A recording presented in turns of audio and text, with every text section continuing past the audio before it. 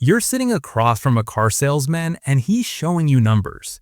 The car you want is $30,000. You've got $5,000 saved up. He asks if you want to put that down as a down payment. You hesitate. You've been saving that money for over a year. It's your emergency fund. It's your safety net. But the salesman is telling you that a bigger down payment means lower monthly payments. It means paying less interest over time. It means being a more responsible buyer. Every personal finance article you've ever read says you should put down at least 20%. So you do it. You hand over your $5,000, sign the papers, and drive home feeling like you made the smart, responsible choice. 3 months later, your car needs a $1,500 repair. You don't have $1,500 because you put it all into the down payment. So you put the repair on your credit card at 22% interest. The decision you made to be financially responsible just cost you way more than if you'd kept that $5,000 in your account and made slightly higher car payments. My name is Smith, and I spend way too much time thinking about how the conventional wisdom on down payments is keeping middle-class people poor.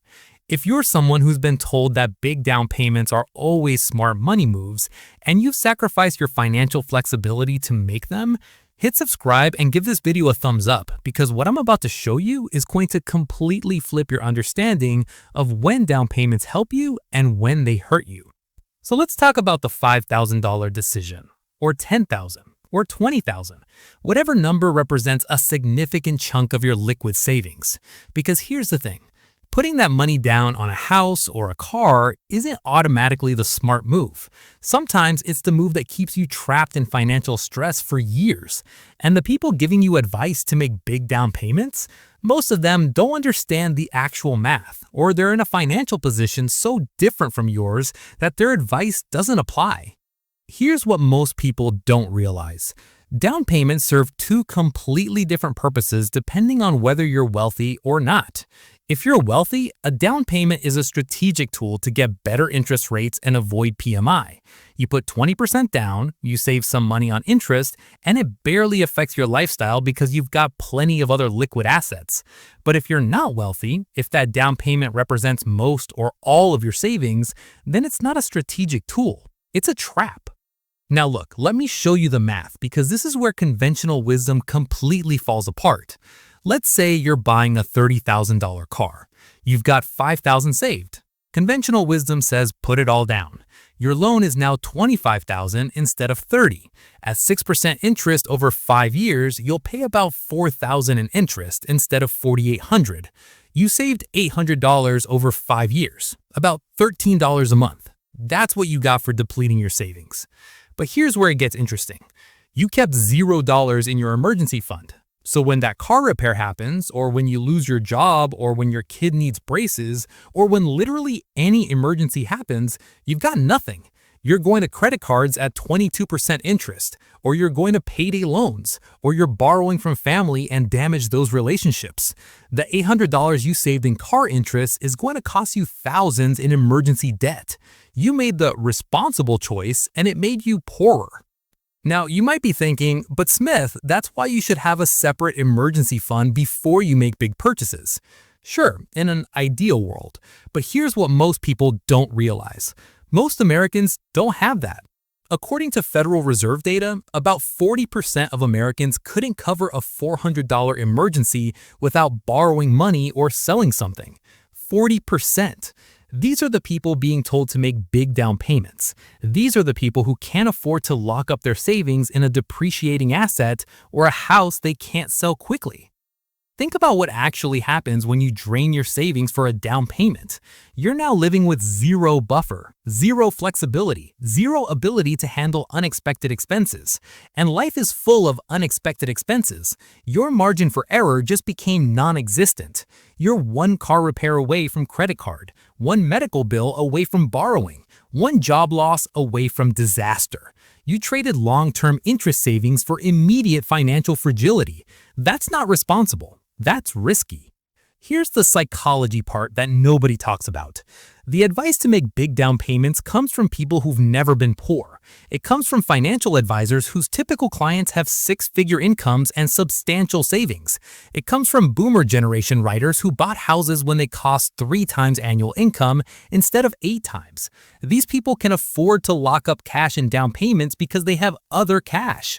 But they're giving this advice to people who can't afford it, and those people are following it because it sounds responsible. This is where it gets really interesting though. Let's talk about houses, because this is where the down payment advice gets truly dangerous. You're buying a house for $300,000. You've saved $60,000, which took you 5 years. 20% down. You're doing it right, everyone says. You put down $60,000, you avoid PMI, you get a better interest rate. Responsible adult behavior. Except now you own a house with essentially zero liquid savings. The furnace breaks, $4,000. The roof leaks, $8,000. Your kid needs surgery, $10,000 deductible. You're back to credit cards. You're back to borrowing. That $60,000 down payment didn't make you more financially secure. It made you more financially vulnerable. Because here's what most people don't realize. You can't pay your mortgage with home equity. You can't buy groceries with the equity in your house. Equity isn't liquid until you sell or borrow against it. And borrowing against it means new debt with new interest. Now look, let me give you a real example. 2 people buy houses. Same house, same price, $300,000. Person A puts 20% down, $60,000. They get a $240,000 mortgage at 6%. Their payment is about $1,400 a month. They have $3,000 left in savings. Person B puts 5% down, $15,000. They get a $285,000 mortgage at 6.5% because they're paying PMI. Their payment is $1,900 a month. They have $48,000 left in savings. Conventional wisdom says person A made the smart choice. Lower payment, no PMI, less interest over time. But let's see what happens 6 months later when a $10,000 emergency hits. Person A doesn't have $10,000. They put it on credit cards at 22% interest. Person B pulls it from their savings and handles it without going into debt. Over the next year, person A pays $2,200 in credit card interest on that emergency. Person B pays $0. Person B is also paying about $200 a month in PMI, $2,400 a year, but their extra savings just saved them $2,000 in credit card interest, and they still have $38,000 in the bank for the next emergency. Who made the smarter choice? Person A is going to pay less over the life of the loan if nothing goes wrong, but something always goes wrong. Person B has flexibility, security, and options. Person A has a slightly lower payment and a lot of stress. Here's what most people don't realize. The financial system is designed to punish people who don't have cash reserves. Everything is more expensive when you're broke. You pay higher interest rates, you pay late fees, you pay overdraft fees. You can't take advantage of deals that require upfront cash. You can't negotiate because you have no leverage. Keeping liquid savings isn't about being irresponsible. It's about not letting the system extract poverty taxes from you. Now, you might be thinking, but what about PMI? That's wasted money. Sure, PMI is money you're paying that doesn't build equity, but you know what else doesn't build equity? Credit card interest, payday loan fees, overdraft charges, late payment penalties. If your choice is between paying $200 a month in PMI while maintaining a healthy emergency fund, or avoiding PMI but being one emergency away from expensive debt, the smart choice is to pay the PMI. Think about it like this. PMI typically costs about 0.5 to 1% of your loan annually. So on a $300,000 loan, you're paying maybe $2,500 a year in PMI. That sounds like a lot until you compare it to what you'll pay in emergency debt if you don't have savings. One $5,000 emergency on a credit card at 22% will cost you more in interest than 2 years of PMI, and you're going to have more than one emergency over the years. Here's the deeper truth about why this matters. Down payments made sense in a different economic era. when houses cost reasonable multiples of income, when job security was higher, when healthcare was cheaper, when an average person could save 20% while also maintaining an emergency fund, then sure, big down payments made sense. But that's not the world we live in anymore. Housing is more expensive relative to income. Job security is lower. Healthcare costs are astronomical. Saving 20% of a house price while maintaining emergency savings is impossible for most people. But the advice hasn't changed. Financial gurus are still saying put down 20% like it's universal wisdom. They're not accounting for your actual financial reality. They're not considering what happens when you drain your savings and then face an emergency. They're optimizing for one variable, minimizing interest paid, while ignoring all the other variables that actually determine whether you thrive or just survive. Let me show you some action steps, because understanding this doesn't help unless you change your approach. First, keep a minimum of 3 months of expenses in liquid savings no matter what. Don't touch it for a down payment. Don't let a salesman or a mortgage broker convince you to drain it. That money is insurance against the financial system punishing you for being broke. It's worth more than the interest you'll save with a bigger down payment. Second, calculate the real cost of a down payment. Not just the interest you'll save, but the opportunity cost of not having that money liquid. What's it worth to you to handle emergencies without going into debt? What's it worth to you to have flexibility if you need to change jobs or move?